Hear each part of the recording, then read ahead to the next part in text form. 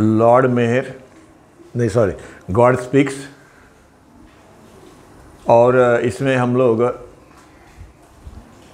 जो God speaks के 9 chapter जो थे वो हमने ऑलरेडी फिनिश किए हैं उसको। अभी उसके ऊपर में जो बाबा को प्रश्न पूछे गए थे तो वो सप्लीमेंट करके वो गॉड स्पीक्स के साथ में अटैच किया हुआ है, वो अभी हम लोग देख रहे हैं। तो उसमें सेकंड जो था वो चमत्कार उसके बारे में, और पिछले इसमें मैंने अवतार और सद्गुरु के द्वारा किए गए जो चमत्कार है उसके बारे में हमने बताया था। आगे बहुत से दुनिया के पुरुष आध्यात्मिक रूप से विषम होते हैं मतलब मंद मतलब उन्हें ज़्यादा उससे कोई लगाव या लगन नहीं रहती है, और सुस्त होते बोलो या जड़ होते हैं बोलो, मतलब हाँ ठीक है यार आध्यात्मिक है, कभी एक आध बार मंदिर चले गए या कुछ कहीं गए, कहीं किसी का भाषण सुनने के लिए गए आध्यात्मिक, तो ठीक है। आध्यात्मिक रूप से विषम होते हैं और उनको खुद कभी कभी अपने आप को बचाने के लिए अथवा अन्य बिल्कुल भोले पुरुषों को इस जड़ता के फल से बचाने के लिए चमत्कार की आवश्यकता होती है। जैसे मैं हूँ, समझो मुझे परमात्मा से अध्यात्म से कोई लेना देना नहीं, पर साला कभी प्रॉब्लम आ गया तो फिर हम लोग जाते हैं उधर आध्यात्मिक या भगवान के पास, ये वो हमारे लिए और बाकी के लोगों के लिए भी। कभी किसी को कुछ हो गया, हमारे मित्र मंडली है, घर के कुछ है, उनके लिए अगर हो तो फिर हम जाते हैं वहाँ पे मंदिर में, इधर उधर जहाँ पे भी चर्च हो वहाँ पे। अथवा अन्य बिल्कुल भोले पुरुषों के लिए चमत्कार की आवश्यकता उनको होती है। तो उसका उदाहरण बोलो, ये बाबा ये कहते हैं कि वो कैसे प्रदर्शित करते हैं कि कल्पना करे कि एक बच्चा है, कल्पना करो एक बच्चा है, उसके हाथ में वो चिमनी है, पैरों है, और वो अभी उसको दोनों हाथों से पकड़े हुए है उसके नेक के पास में, और वो उसको दबाने वाला है अभी, तो क्या होगा, वो मर जाएगी बेचारी, बराबर है कि नहीं। और अपने हाथ से इतनी लापरवाही से उसने पकड़ा हुआ है, अब वो बच्चा है, उसको क्या मालूम है कि इसको दबाने से नहीं होने से क्या होने वाला है, उसका गला घुटने वाला ही है। चिड़िया के जीवन की रक्षा करने के लिए बच्चे के हाथ में जो चिड़िया है, अब उसको बचाए कैसे, तो उसके लिए कुछ और उसको अगर दिखाया जाए, कुछ कॉइन वाइन दिखाया जाए उसको या कुछ दिखाया जाए, तो हो सकता है कि उसकी जो ग्रिप है उसके ऊपर, वो चिमनी के ऊपर, पैरों के ऊपर में, वो ढीले हो जाए और वो बच सकता है। सद्गुरु कभी कभी इसी प्रकार से अपने प्रेमीजनों को, भक्तों को बचाते हैं, मतलब वो एक माया से उसको दूसरी माया में नहीं डालते।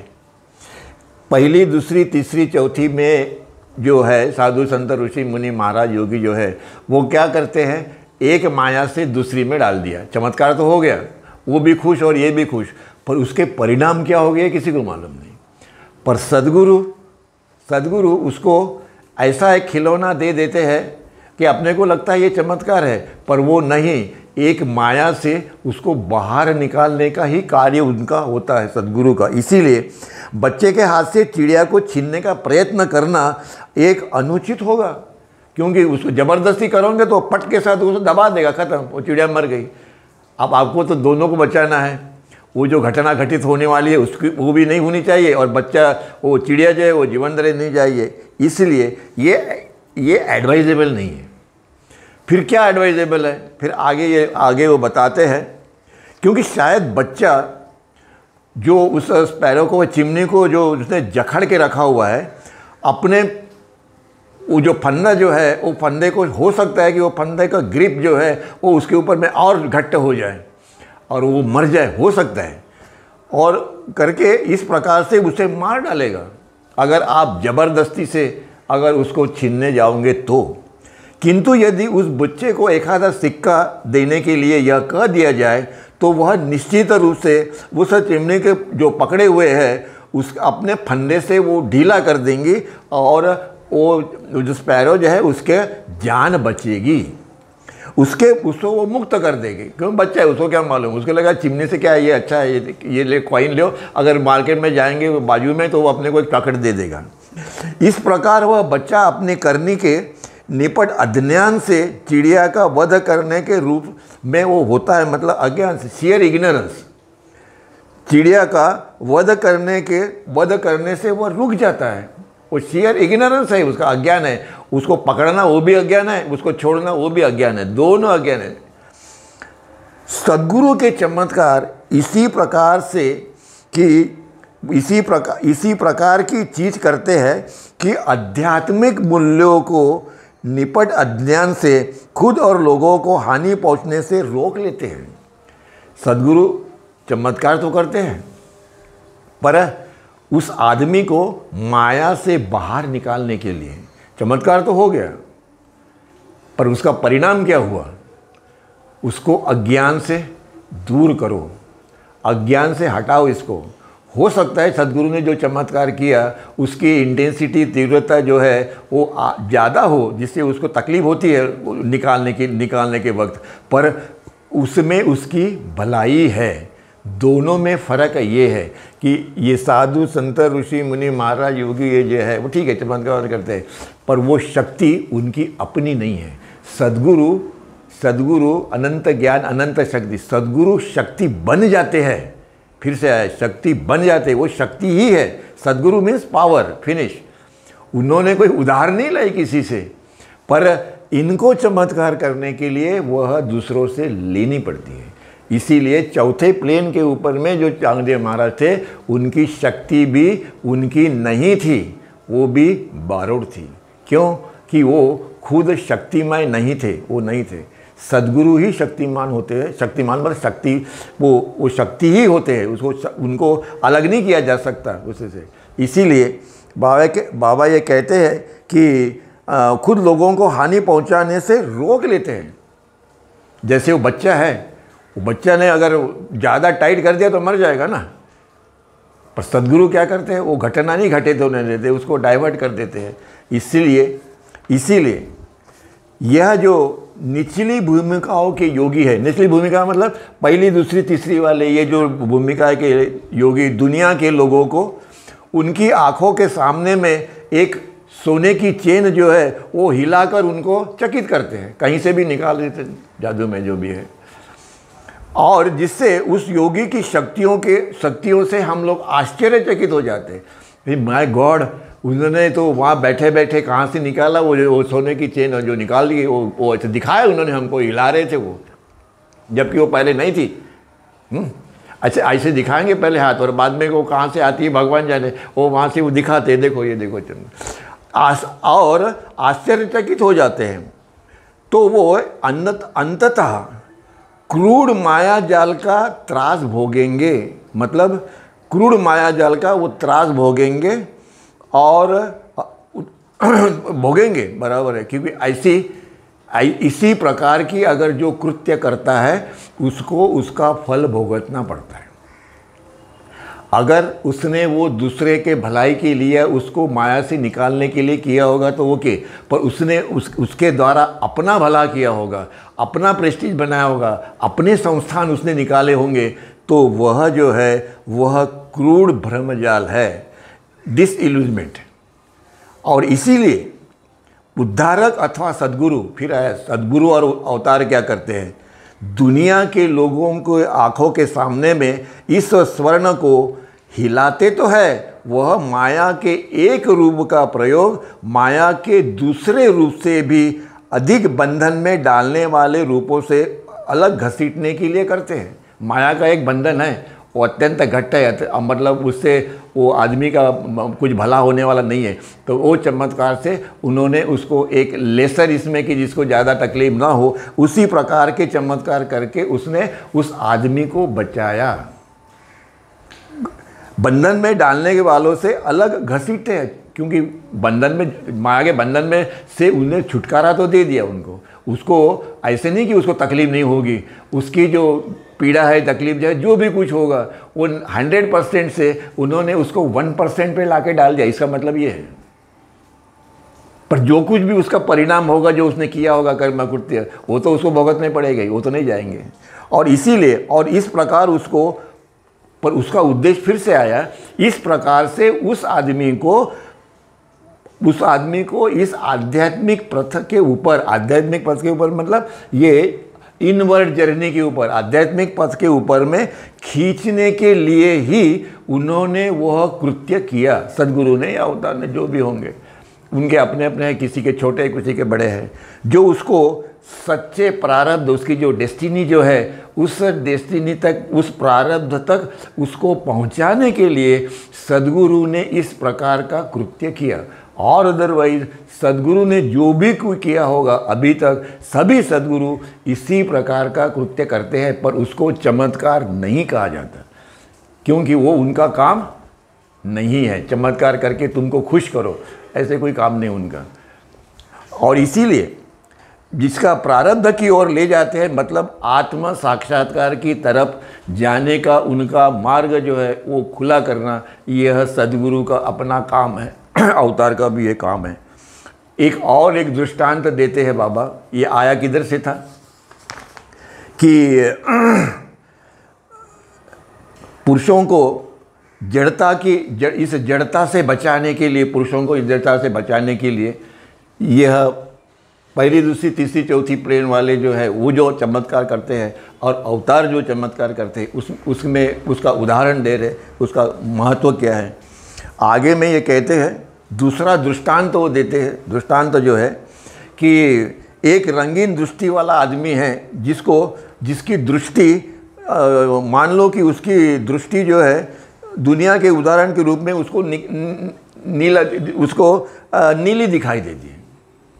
एक व्यक्ति है, वो तो समझो, कल्पना करो कि एक आदमी है, उसकी आंखों से उसको जो सारा ब्रह्मांड नीला दिखाई देता है, हर चीज़ नीली, बराबर है। और इस तरह उसकी आंखों के सामने में चश्मे की तरह कार्य करती है वो दृष्टि। जो समझो कि ओला चश्मा भी है, उसमें नीला वाला लगा दिया तो उसको सारा ब्रह्मांड तो नीला ही दिखेगा। इस तरह उसकी आंखें नीले चश्मे की तरह कार्य कर रही है, नीले चश्मे की तरह, जिससे उसके द्वारा देखने में उसे प्रत्येक चीज़ नीली दिखाई देती है। आध्यात्मिक अर्थ से यह दुनिया is nothing but the illusion, maya, और वह बिल्कुल, उसको कोई रंग नहीं है, ये रंगहीन है। सारी दुनिया कैसी है? रंगहीन है। पर अगर आपके इसमें अगर चश्मा अगर नीले रंग का हो तो आपको वो नीली दिखने वाली है। और इसीलिए इस रंगहीन है अपनी चमत्कारिक शक्तियों से, चमत्कारिक शक्तियों का प्रदर्शन करता हुआ योगी केवल आदमी के नीले चश्मे को हटाकर उसके जगह लाल या पीला या और कोई चश्मा डाल देता है। इन्होंने क्या लिखा? अथवा लाल चश्मा, हरा या लाल चश्मा डाल देता है। तो वो आदमी को अगर लाल चश्मा डालेगा तो उसको लाल ही दिखेगा, अगर हरा डालेगा तो हरा दिखेगा। वो ये चश्मा निकाल के हरा डाल दिया, लाल दिया, तो उसको क्या दिखने वाला है? निकले इनके जो चमत्कार है साधु संतों के, ये इस प्रकार के होते हैं। या जिन्होंने तपश्चर्या करके जिन्होंने ये सिद्धि प्राप्त की हुई है, उनके चमत्कार इस प्रकार से होते हैं। कभी कभी ये जो है ये भी करते हैं, पर ये चमत्कार अगर करते हैं और वो उनको आगे में प्रगति के लिए करते हैं तो दैट इज़ बेटर। वो अगर उसका दुरुपयोग करते हैं तो नॉट गुड। जैसे उसे व्यक्ति हर चीज़ हरी अथवा लाल दिखाई पड़ती है, जिससे उस व्यक्ति को हर चित्र, हर दुनिया नीली और हरी लगती है। उसकी अज्ञानता से भरी आँखों में जो दुनिया को नीला दिखाने की आदत, उसको दुनिया नीली दिखा, क्योंकि आंखें नीली है उसकी। पर वो निकाल के अगर डाल दिया तो उसको चमत्कार लगेगा कि अरे हरा हो गया है साला, दुनिया तो हरी हो गई, दुनिया लाल हो गई है। अथवा लाल रंग का यह अचानक परिवर्तन हो जाना आश्चर्यजनक उसके लिए होता है। और योगी के ऊपर महान, और फिर हम लोग कहते हैं कि ये महान योगी जो है वो कितना महान है। देखो कि ये ब्रह्मांड जो मुझे नीला ही दिखाई दे रहा था, अभी मुझे हरा और लाल दिखाई देता है। जैसे चश्मा बदली किया वैसे। प्रक्षक यह महान प्रत्यक्ष श्रेय प्रतिबिंबित करता है, प्रत्यक्ष श्रेय हमको दिखाई दे रहा है वैसे। तो जय जयकार किसका होता है? उस योगी का होता है, और हम करते भी है उस योगी का। सद्गुरु यह जानते हुए कि यह नीला, यह लाल, यह हरा, यह सच्चा रंग है, किंतु वह जानते हैं कि सब कुछ रंगहीन है, शून्य है। सद्गुरु ये जानते हैं कि सारा ब्रह्मांड रंगहीन है, शून्य है, जीरो है, माया, ये जानते हैं। और इसके बावजूद भी, और यह नथिंग है, जीरो है, ये भी जानते हैं। और चश्मे के शीशों के बदले में और उनके द्वारा मनुष्य को दुनिया का वास्तविक रूप दिखाने के योग्य बनाने के समय नहीं खोता ये योगी। पर सद्गुरु ये चश्मे बदले करने के धंधे में नहीं पड़ते कि भाई एक चश्मा लगा दो फिर वो निकाल के दूसरा लगा दो या तीसरा, ये वो परमानेंटली सब निकाल देते। मतलब तुमको दुनिया वो दिखाते हैं कि ये भ्रम है, यह दुनिया जो है ये रंगहीन है, इसको कोई रंग बंग नहीं है, क्योंकि जितने चश्मे बदली करते रहोगे तो रंग तो दिखेगा ही उधर, इसलिए वो परमानेंटली चश्मा ही निकाल देते, फिनिश हो गया। देखो ये शून्य है, मायावी है। यह सद्गुरु का और अवतार के इसमें चमत्कार के बारे में ये है। क्यों? कि अगर हमें ये मालूम हो तो हम कभी भी किसी के पास में नहीं जाएंगे कि ये निकाला है, सोना निकाला है और कुछ निकाला होगा, तो अपने को मालूम पड़ जाएगा कि ये छोटे बच्चे के खेल है। ये योगी जो है ये अभी छोटा बच्चा है, ये अभी केजी में पढ़ता है, ये फालतू धंधे करता है। हाँ, और इसीलिए सद्गुरु हमेशा अपने प्रेमी जनों को या उनके नज़दीक जो होंगे उनको इससे बचाते हैं। कभी भी उनका ध्यान रहता है, हर सोल के ऊपर, हर आत्मा के ऊपर में उनका ध्यान रहता है कि कहीं ये मेरा जो प्रेमी है वो भटक तो नहीं गया कहीं। ये ध्यान रखते हैं कंटिन्यूअसली, युगों युगों से उसका ध्यान अपने ऊपर में है, और इसीलिए हम यहाँ तक पहुँचे हुए हैं। ये उसकी कृपा है।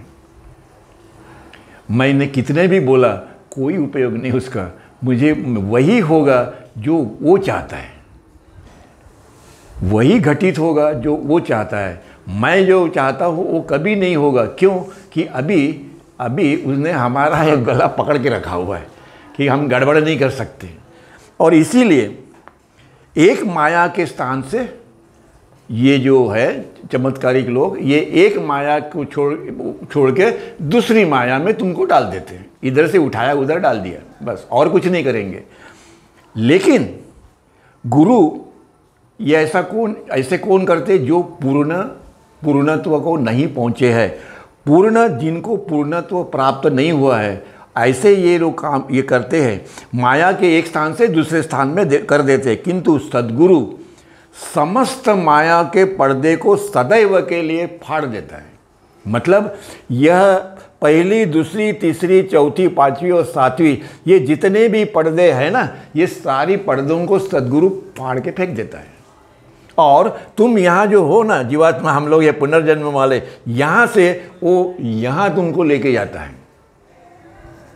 हाँ, और अदरवाइज यहाँ से यहाँ जाने में ये जो बाकी के जो लोग जो है, जो एक माया से तुमको दूसरी माया में डाल देंगे। इसीलिए सब सदैव के लिए, फिर बोलता है कि सदैव, फॉर एवर, ये सात ही पर्दे, घूंघट के पटक खोल, तुझे राम मिलेगा। राम इधर है, हम लोग इधर है, यहाँ से यहाँ जाना है, फिनिश, वंस फॉर ऑल। सदैव के लिए वो फाड़ देता है। दैट पर्दा, जो वेल जो है वो फाड़ दिया उन्होंने, दूसरी माया के अंदर फाड़ देते हैं। और इस सत्य को सदैव के लिए वह ये जो सत्य जो है वो सदैव के लिए आपको उसका ज्ञान कराते हैं। और इस सत्य को प्रकट करता है कि सृष्टि, यह अपने को यह अनुभव देते हैं कि यह सृष्टि काल्पनिक है, यह ईश्वर और ईश्वर ही सत्य है। God is real, universe is maya. Universe is nothing but the Brahma, universe is nothing but the nothing and nothing, and उसका वो यूनिवर्स का सोर्स जो है वो भी नथिंग है, and universe is also nothing, finish. यह सदा के लिए इस सत्य को प्रकट करता है। सद्गुरु इस सत्य को प्रकट करते हैं, और सद्गुरु की यह क्रिया एक धीमी और कष्टदायी प्रक्रिया है। That is true. क्यों? कि वो यहाँ पे आप अपने इच्छा के विरुद्ध जा रहे हो। आपकी इच्छा है, उसके विरुद्ध सद्गुरु कहते हैं कि ये करो। अवतार जो बोलते हैं वो ये करो, ये मेरी ऑर्डर है, ये मेरी आज्ञा है, दिस एंड दैट, बराबर है कि नहीं? हाँ, वो बोलेंगे कि जाके वो वहाँ पे जो भिखारी पड़ा है वो वहाँ पे उसको जाके नमस्कार करो, उसको खाना वाना खिलाओ, अपने घर में लेके जाओ, उसके लिए ये करो, उसको नहला धला और उसको फिर वहाँ जाके छोड़ देना। नहीं करेंगे हम लोग, पर सद्गुरु ने कहा तो हम करेंगे, हम करेंगे। क्यों? क्योंकि उनको मालूम है वो आज्ञा उसी को तभी देता है जब भी हम लोग तैयार हैं। अभी इसीलिए बाबा बोलते कि मेरा नाम लो, ये करो, वो करो, जो भी उन्होंने बताया है, बहुत सारा बताया है। जिसको जो अच्छा लगता है वो करे, और वो उनको मालूम है कि लोग करेंगे। इसके लिए सद्गुरु की यह क्रिया एक धीमी और कष्टदायी प्रक्रिया है, जिससे योगी के व्यापक और गलत रास्ते पर ले जाने वाली रीति जो है, योगी के जो रास्ते जो है जहाँ वो लेके जाता है वो रास्ते गलत है, वो ठीक ठाक नहीं है, उससे हमको और पीड़ा और ये होता है। पर सद्गुरु के इसमें यह प्रोसेस जो है वो धीरे ठीक है, पर इसके बावजूद भी वो थोड़े कष्टदायक है, वो भी ठीक है, परंतु उसी में हमको यहाँ तक पहुँचने का रास्ता हमें मिलेगा। बाकी के इससे हम यहाँ भटक जाएंगे और हम यहीं लटके हुए रहेंगे, आगे नहीं बढ़ेंगे हम लोग। और इसीलिए गलत उनके जो चमत्कार हैं वो हमको गलत रास्ते के ऊपर में ले जाने की बहुत चांसेस है, होते भी है। और इसीलिए इस कारण से सद्गुरुओं की क्रिया अगाध होती है। अगाध होती है मतलब is really useful to everybody. अगाध है कि तुमको उन्होंने इस गंदगी से बाहर निकाला, नंबर 1, और दूसरा तुमने उनको तुम्हारे जो रियल डेस्टिनी जो है उसके ऊपर का मार्ग उन्होंने खुला कर दिया। कठिन तो है, ज़रूर है, क्योंकि हम ये चाहते हैं कि हमें ऐसी ऑर्डर मिले कि जो हमको लाइकिंग है। ऐसा थोड़ी होता है। तुम्हारे अपने पीछे कई जन्मों के संस्कार नष्ट करने के लिए सद्गुरु वो आज्ञा देते हैं कि जो हमको कड़वी लगती है, ठीक है, पर एक बार अगर उसकी लगन लग जाए, एक बार अगर यहाँ पे भी ये तुम आ गए 6वीं प्लेन के ऊपर में, उसकी कृपा से, तो अपने को परमात्मा से मिलन का जो लॉन्गिंग जो है, जो तीव्र इच्छा जो है, वह उत्पन्न करने का काम सद्गुरु अवतार करते हैं। और इसीलिए बाबा ये कहते हैं कि उसको केवल किसी चीज़ की मर्जी, इसी कारण सद्गुरुओं की क्रिया अगाध होती है। That is true. आगे में सद्गुरु की चमत्कारी शक्तियाँ वैसी दिखाई पड़ती है जैसी चौथी भूमिका के योगी की शक्तियाँ दिखाई पड़ती है। ये चौथे प्लेन के ऊपर में जो है वो इसमें इतनी शक्ति होती है कि ऐसा लगता है कि सद्गुरु जो भी क्रिया करते हैं तो वो सद्गुरु की शक्तियाँ ये चौथे प्लेन के ऊपर में जो है उसकी शक्तियाँ के बराबर है। नहीं, शक्तियाँ जो है वो ओरिजिनली सद्गुरु और शक्ति, सद्गुरु और एनर्जी वो एक है। पावर जिसको बोलते हैं पावर, वो एक है, वो अलग नहीं है। यहाँ पे जो शक्तियाँ जो है चौथी प्लेन पे ऊपर भी होगा तो भी उसकी वो अपनी नहीं है, अपनी नहीं है। ये माया भी जगत के अंदर में उसकी छाया है परमात्मा की चौथी प्लेन के ऊपर में, पर वो इतनी अनंत है कि कल्पना नहीं कर सकते हम लोग। इसीलिए बोलते हैं कि सद्गुरु की चमत्कारिक शक्तियाँ वैसी दिखाई पड़ती है जैसे कि चौथी भूमिका के ऊपर में जो योगी है उसकी शक्तियाँ है दिखाई पड़ती है। किंतु इससे इन दोनों में यह महत्वपूर्ण अंतर है कि सद्गुरु की शक्तियाँ उनकी खुद की है, खुद उनकी होती है, क्योंकि वह खुद मूर्तिमान शक्ति है। मीन्स वह मूर्तिमान शक्ति है। सद्गुरु मीन्स एनर्जी, पावर, शक्ति है। उसको केवल किसी चीज़ की अगर सद्गुरु की मर्जी हो गई और उनको कोई मर्जी हो गई, उनको लगा कि उनको ये लगा कि हो जाओ, मतलब कोई कार्य वो हो जाओ तो वो उनको कहते ही वो हो जाता है, मतलब वो शक्तियाँ अपने काम में लग जाती है। सदगुरु को कुछ ऐसा नहीं करना पड़ता कि यहाँ पे क्या हो रहा है, वहाँ पे क्या हो रहा है, ऐसे कोई काम नहीं करता। वो उनका आध्यात्मिक मंडल जो है वो सब काम करते हैं और करनी पड़ती है और वह पूरी हो जाती है। उन्होंने जो बोला वो पूरा हो जाता है। कैसे हो जाता है? हो जाओ और वो हो गया। हो जाओ मनने की देरी है, हो गया मतलब be and it was, be and it was मतलब हो जाओ और वह हो गया, फिनिश।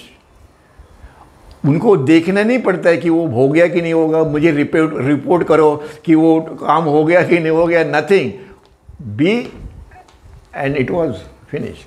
और इसीलिए यह कथन सूफियों के अनुसार शक्ति के ईश्वरीय अभिव्यक्ति जो सद्गुरु है उनकी जो शक्ति है उसका मैनिफेस्टेशन, जो प्रगटीकरण जो है, मैनिफेस्टेशन जो है उसका उल्लेख करती है।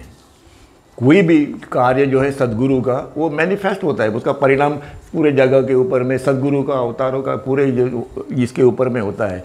परंतु जो साधु संत ऋषि मुनि महाराज जो है उनकी शक्तियों का मैनिफेस्टेशन नहीं होता, जितना उन्हें बोला है उतना ही होगा।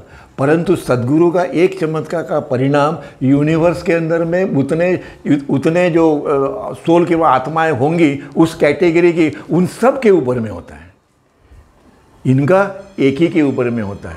इसीलिए ये उनका मैनिफेस्टेशन जो होता है वो अनेक जगह होता है, एक जगह नहीं होता है।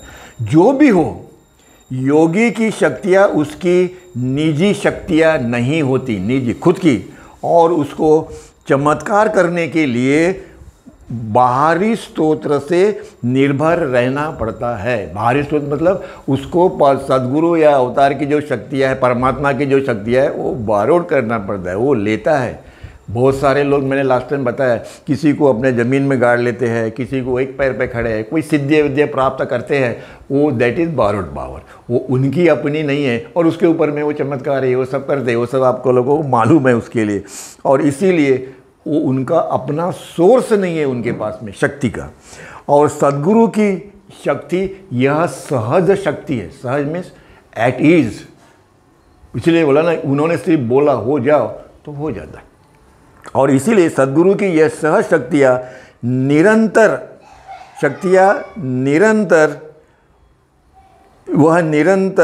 ओवरफ्लोइंग मतलब उमड़ती रहती है, मतलब ऑलवेज, वो कंटिन्यूस सोर्स चालू ही रहता है।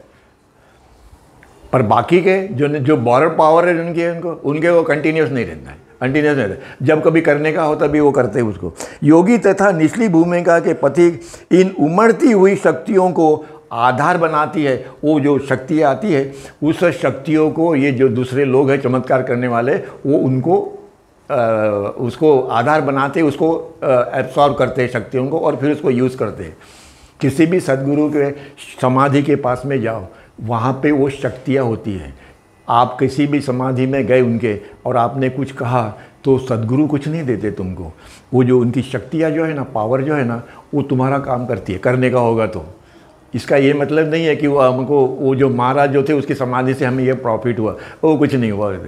उनकी शक्तियाँ, वो जो उनकी शक्तियाँ जो है वो हमेशा ओवरफ्लो होती रहती है, उमड़ती रहती है, कि जिसको ये बाकी के जो लोग हैं वो उनको एब्सॉर्ब करते हैं, उनको हासिल करते हैं और उसके द्वारा वो चमत्कार करते हैं। ये उनका कहना है, कहने का मतलब।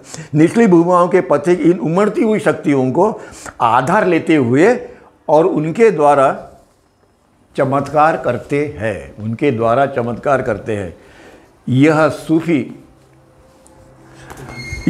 सूफी मत के बिल्कुल अनुरूप है। सूफी क्या है कि ये मुस्लिम मोहम्मडन और सूफी, ये दो है, मुस्लिम और मोहम्मडन, इनमें दोनों में जो उनके मास्टर जो थे उनमें कोई फ़र्क नहीं है।